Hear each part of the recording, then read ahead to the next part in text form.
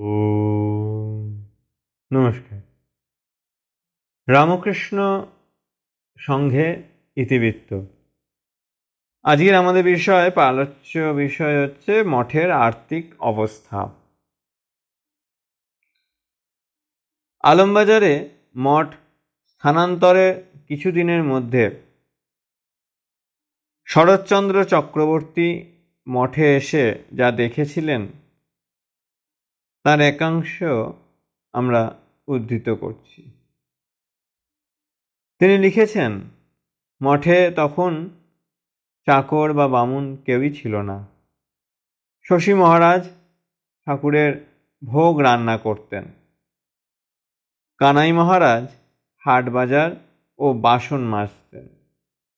যোগীন মহারাজ, হরি মহারাজ, সুশীল মহারাজ, স্বামী প্রকাশানন্দজি ও আরও দু একজন সাধু ব্রহ্মচারী ঘর ঝাড় দেওয়া, কুটনা কুটা অর্থাৎ সবজি কাটা, মশলা বাটা প্রভৃতি কাজ করতেন। লেখক যখন অর্থাৎ শরৎচন্দ্র চক্রবর্তী যখন মঠে যেতেন ও থাকতেন, তখন শশী মহারাজের আদেশে তিনি হেসেলে গিয়ে ঠাকুরের ভোগ রাঁধতেন। শশী মহারাজ প্রাত্যহিক রান্নার কাজ থেকে একটু অব্যাহতি পেতেন।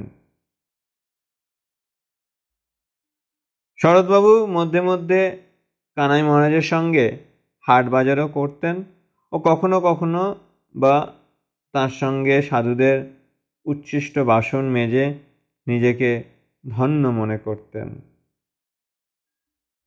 আলমবাজারে মঠের প্রথম দিককার অবস্থা সম্বন্ধে কিছুটা ধারণা করা যায় স্বামী অখণ্ডানন্দজি স্মৃতিচারণা থেকে। স্বামী রামকৃষ্ণানন্দের মুখ থেকে এ কাহিনী শুনে তিনি লিখেছিলেন,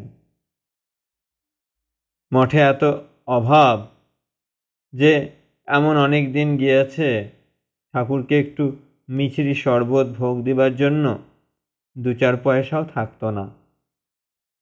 একটা টেবিলে 2টা টানা ড্রয়ার ছিল, তার মধ্যেই যা কিছু সামান্য পয়সা কড়ি থাকতো। অত্যন্ত অভাবের মধ্যে পড়ে যখনই ঠাকুরকে কি দিবেন ভাবতেন, তখনই স্বর্গীয় মহেন্দ্রনাথ মুখোপাধ্যায় এর পত্নীর প্রেরিত 1 কুঁদা মিছরি, মালসাভরা নবীনের রসগোল্লা এবং ঠাকুর সেবার অন্যান্য দ্রব্যাদি একজন চাকরের মাথায় মঠে আসিয়া পৌঁছিত। বহুবার এরকম ঘটেছে। প্রসঙ্গত উল্লেখযোগ্য যে স্বামী রামকৃষ্ণানন্দকে লিখেছিলেন, মহেন্দ্রবাবু মঠ এক প্রকার চালাচ্ছেন, তাকে শত শত ধন্যবাদ, তিনি অতি মহৎ। মহেন্দ্রনাথ মুখোপাধ্যায় উত্তর কলকাতার রাজবল্লভ পাড়ার বাসিন্দা ছিলেন। শশী মহারাজ বলেছিলেন যে অভাবের সময় ঠাকুর সেবার জন্য দ্রব্যাদি পাঠাইয়া তাহার মতো কেউই তাহাকে অমন নিশ্চিন্ত করেন নাই। মহেন্দ্রনাথ দত্ত প্রায় মঠে আসতেন। ইনি স্বামীজির ভাই,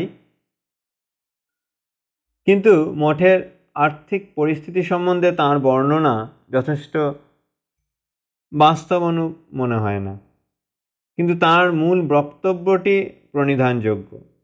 তিনি লিখেছেন, বরাহনগর মঠে বিশেষত প্রথম অবস্থায় যেরূপ অনটন হয়েছিল, আলমবাজার মঠে ততটা না হোক অনেকটা সেই পরিমাণ ছিল, কিন্তু 1 বৎসর পর অজস্র জিনিসপত্র আসিতে লাগিল। সকলেই তখন তীর্থ পর্যটন করে প্রত্যাবৃত্ত হয়েছেন।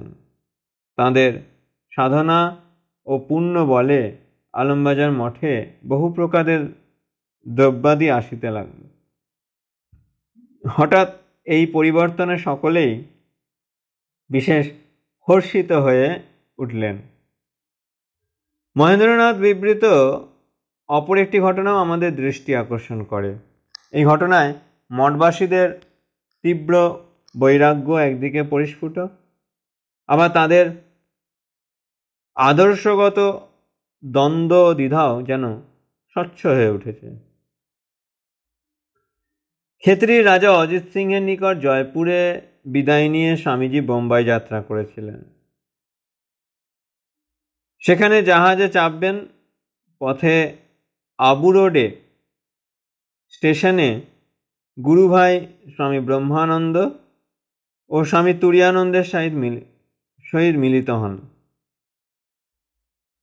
স্বামীজির সঙ্গে ছিলেন মুন্সি জগমোহন লাল। অনুমান সেখানকার একটি ঘটনা উদ্ধৃত করে স্বামীজি লন্ডনে একদিন বলেছিলেন, রাখালকে তখন বললুম যে ক্ষেত্রীর রাজা মঠে মাসিক 100 টাকা করে দিতে রাজি হয়েছেন, নে না। রাখাল তখন ঘোর বৈরাগ্য দেখাতে লাগলো, নিলে না, কষ্টে মরতে লাগলো। তাই আমি রাখালের ওপর চটে গেলুম।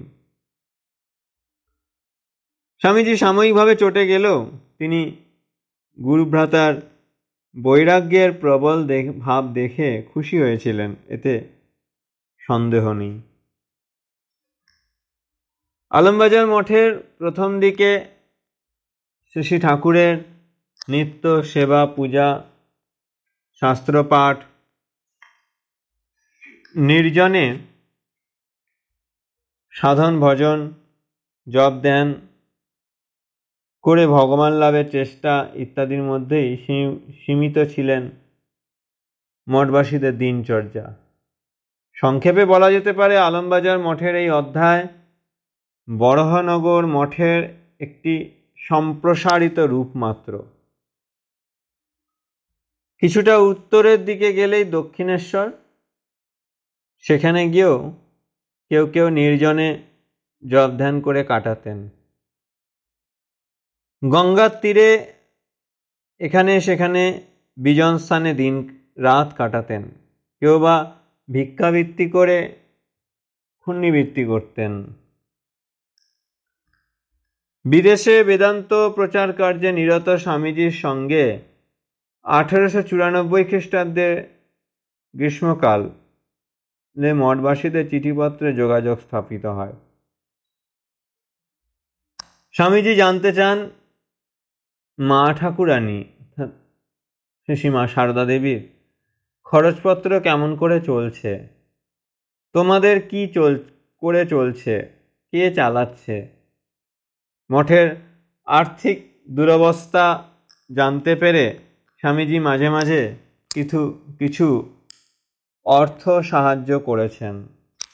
অবশ্য বিবিধ কারণে নিত্যকার মাধুকরী বন্ধ হয়ে গিয়েছিল। মহেন্দ্রনাথ মুখোপাধ্যায়, যোগেন্দ্রনাথ চট্টোপাধ্যায়, মহেন্দ্রনাথ গুপ্ত, গিরিশচন্দ্র ঘোষ প্রমুখদের কিছু কিছু অর্থ সাহায্যে ঠাকুরের পুরানো ভক্তদের ঠাকুরের সেবা পূজার জন্য আনিত দ্রব্যাদিও মঠের কৃচ্ছতা কিছুটা লাভ করেছিল।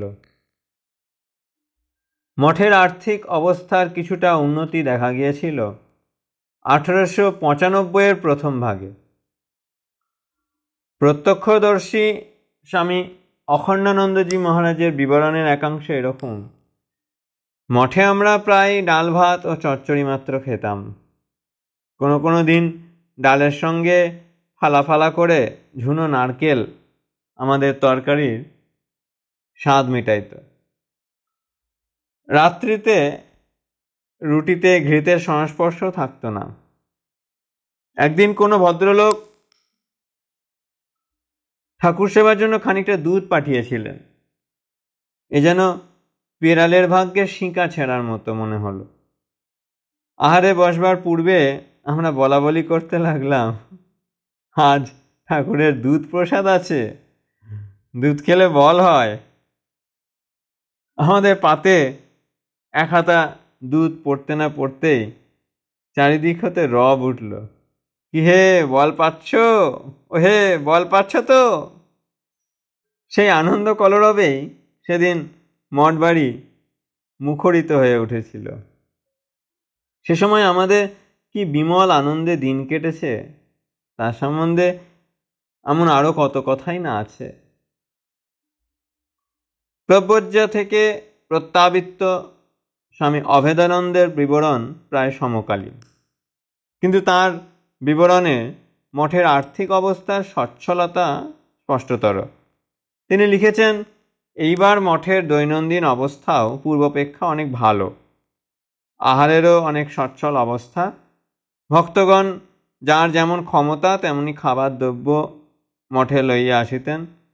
শতচ্ছিন্ন শতরঞ্চির অবসান ঘটিয়ে ভক্তগণ দুই একটি নতুন শতরঞ্চি এনে দিয়েছেন। একখানি ছোট চৌকি ও পড়ার একটা আলো পাওয়া গিয়েছে। মোটামুটিভাবে সকল সন্ন্যাসীদের পরিবার এক একখানি কাপড় ও চাদরের সংস্থান হয়েছিল। মোট কথা, আলমবাজার মঠে মা লক্ষ্মী যেন ক্রমেই ভাণ্ডারের দ্বার উন্মুক্ত করে দিয়েছিলেন। মঠের আসবাবপত্রের মধ্যে ছিল কোনো ভক্ত প্রদত্ত দুটো ড্রয়ারযুক্ত একটা টেবিল। প্রাসঙ্গিক তথ্যাদি থেকে মনে হয় স্বামীজির মঠে প্রত্যাবর্তনের পর দুই একটি টেবিল, কয়েকটি চেয়ার এবং একটা খাট সংগৃহীত হয়েছিল। যদিও অধিকাংশের ব্যবহারের জন্য পুরানো চাটাই বা মাদুরি ছিল। সে সময়কার কিছুটা আর্থিক স্বাচ্ছন্দ্যের কয়েকটি কারণ অনুমান করা যায়। অনুমান, স্বামী সুবোধানন্দ খোকা মহারাজ 1895-এর মধ্যভাগে ভ্রমণ করতে করতে এটাওয়াতে উপস্থিত হয়েছিলেন।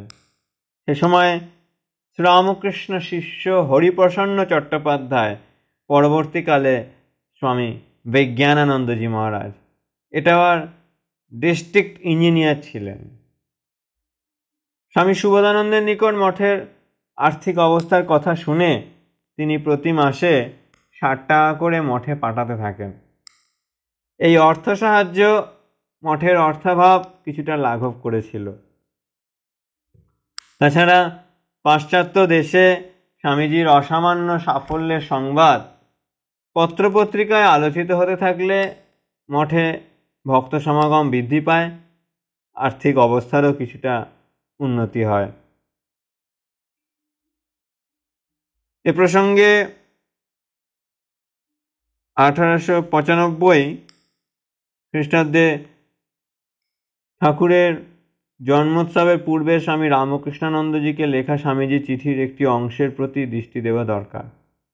তিনি লিখেছেন, সান্ডেল অর্থাভাব লিখেছেন, তথাহি তারক দাদা বলি এতগুলো লোক তাকে অর্থাৎ শ্রী শ্রী ঠাকুরকে মানে, আর একটা মঠ চলে না।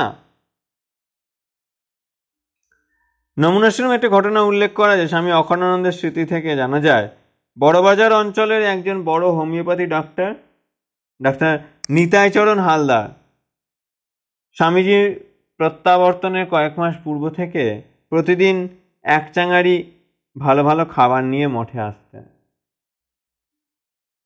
মনে রাখতে হবে, স্বামীজি তাগাদা দেওয়ায় পরিব্রজ্যা থেকে তাপসগণের অনেকেই ইতিমধ্যে মঠে ফিরেছিলেন। মঠবাসীদের জনসংখ্যার তুলনায় ভক্তদের দেওয়া অর্থের পরিমাণ ছিল নেহাতি অপ্রতুল। স্বামী বিবেকানন্দের প্রত্যাবর্তনের পর আর্থিক অবস্থার সাময়িকভাবে কিছুটা উন্নতি হলেও অল্প সময় পরেই স্বামী বিবেকানন্দের আলমোড়া, কাশ্মীর ইত্যাদি অঞ্চলে চলে যাওয়ার পর অর্থাভাব দেখা যায়। মঠ পরিচালনায় জটিলতার সৃষ্টি হয়। সে বিষয়ে আমরা পরে সংক্ষিপ্ত আলোচনা করব। আজ এ পর্যন্তই। ওম শান্তি শান্তি শান্তি। হরি ওম তৎসৎ। শ্রীরামকৃষ্ণার্পণমস্তু।